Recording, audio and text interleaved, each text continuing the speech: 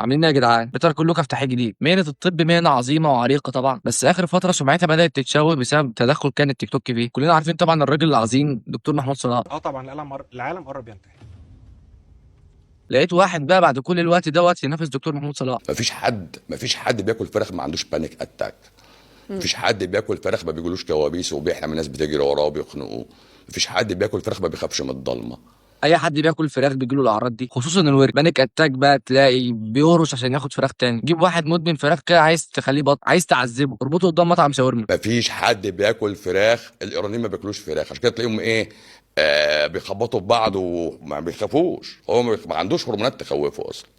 لكن مفيش حد بياكل فراخ وما بيخافش، عشان كده هم بيخافوا مني اصلا. طيب دكتور خدتوا بالكم من الضحكه والبصه بالجنب دي؟ دكتور اللي هو عن الثقه بالنفس وان النقاش انتهى خلاص. وانا مش عارف بصراحه موضوع الايرانيين دوت صح ولا لا.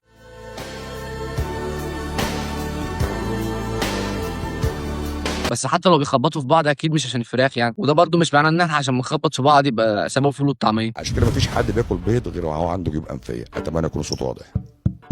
واثق من نفسه فشخ كمان. يعني حضرتك يا دكتور دي ناكل ايه طيب؟ ماله البيض؟ مش كفايه منعتنا عن الفراخ؟ لا، في ناس بتاكل بيض ما عندهاش جوز. استحاله. ما تقوليش فيه استحاله، هاتي لي اسمه. قولي محمد منير مثلا. انا باكل بيض ما عنديش جوز. عندك جيوب انفيه بقى، وعندك بلغم على صدرك، وبيجيلك ادوار برد من وقت للتاني، وبتخش الحمام الساعه 12 بالليل وبيكون عندك امساك ساعتها. ولا حد من العيانين بتوعي يجيله برد، ولا حاجه اسمها انفلونزا موسميه. ولو اي حد فينا سخن يبقى كان حاجه غلط. نقطة. ما تناقشنيش بقى. انا بس بيصعبوا عليا الناس اللي بيسمعوا كلامه فعلا، ان هم المرضى اللي بيتعالجوا عنده بجد. تلاقيهم بياكلوا لحمة نية وبيشربوا H2O مش مية عادي زينا. هو الفراخ ما بتتاكلش، واقنعنا الاطفال بكده. وتلاقي الطفل من دول ليميت صغير اصلا عندي مرض مناعي، هو فرحان بالموضوع. ليه يا بابا ما فيش مانع، ده البيض بس هتبطله. لا، ما انا مش هبطل البيض. طب اقعد اتكلم معاه ليه؟ ده جيناته عايزه تتغير اصلا، وترجعوا تقولوا الجينات فيها مشكله. لا، هو عيل غبي بياكل فراخ وبيض، فعنده مشكله منتلي وعنده هواجس. منتلي عندك مشكلة. انت بقى اللي عملت في نفسك كده. ليه بتاكل فراخ وبيض؟ ما انت اللي غبي. انا بجد نفسي تعيش معايا يوم يا دكتور، والله تفشخني منتلي. اصل البيض ده لسه قايل من شويه الفراخ ممنوع، هاكل ولادها ازاي يعني؟ ما هو اصل كان انا مانع الام، هاكل البيض ليه؟ خليك في الاب. الجد ده مثلا لما الام وعيالها حرام كده غلط. كمان انت ليه بتزعل المذيع كده؟ كلام منطقي فشخ اصلا اكتر منه. انت اللي طفس، فتقف قدام المرايه تقول انا طفس، وتتفرج على كرشك وتقول انا طفس، وتتفرج على التسدي اللي عندك وتقول انا طفس. لا سليم، مش طفس الحمد لله. مش يجي لي مثلا طفل عنده 9 سنين مع مامته ويقول لي اصل انا عندي تسدي وراسي طالع لبابا. ايه قله الادب دي؟ ما هو انت لا، انت طالع غبي طالع لبابا ماشي. اكيد ابوك حمار عشان يجيب عيل زيك تخين كده.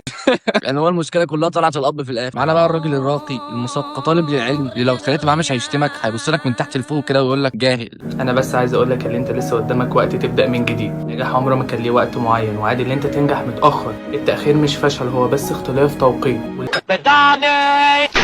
الناس اللي بتقول ما ينفعش دكتور راجل يختار تخصص نساء وتوليد فلاحين، مين اللي كان قال الكلام ده؟ انا كنت منزل فيديو بقول كده فيه من سنه على الساوند بتاع سعاد حسني اللي هو دول مين؟ دول ولاد الفلاحين. وطبعا في حد كان منزل الفيديو ده لسه عامل يعني فيديو بينتقد الفيديو ده. انا ما عنديش مشكله يعني مع انتقاده. هو كان ايوه رسالتك وصلت. قصدك يعني ان هم الفلاحين مش كويسين ومش زينا عشان احنا كدكاتره مثلا؟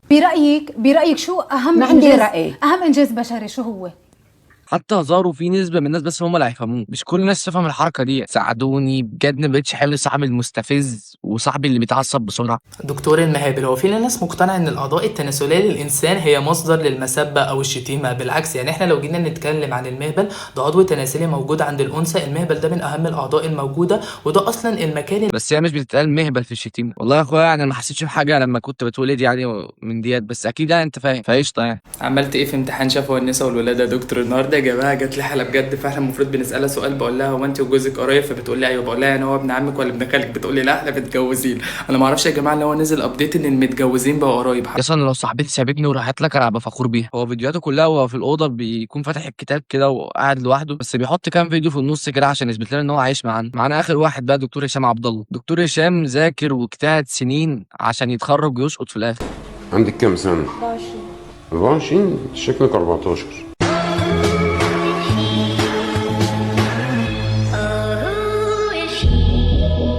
مضايقك في ايه ده؟ ما بعرفش اعمل بيها حاجه، ورقة اكتب حاجة اشتغل برضه. متجوزة ولا لا؟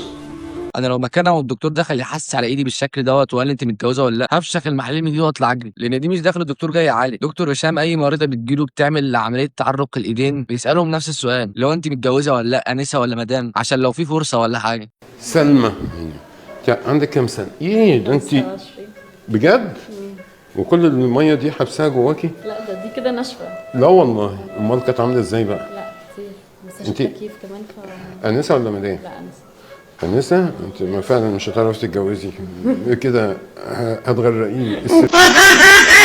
دكتور هشام جاي يعمل مشهد اعتقد انا شفته قبل كده، واعتقد كان دكتور هشام دوت احسن خيار في الفيديو. فبس كده يا جدعان كنا قفلنا القضيه. ما تنسوش تعملوا اشتراك ولايك وفولو على الانستا، اعملوا فولو على الانستا ولينك التيك توك وسيرفر الديسكورد هسيب لكم تحت، وبرده خشوا سيرفر الديسكورد عشان عايز نعمل الفيديو مع جماعه الديسكورد اللي هناك. وبس كده، سلام.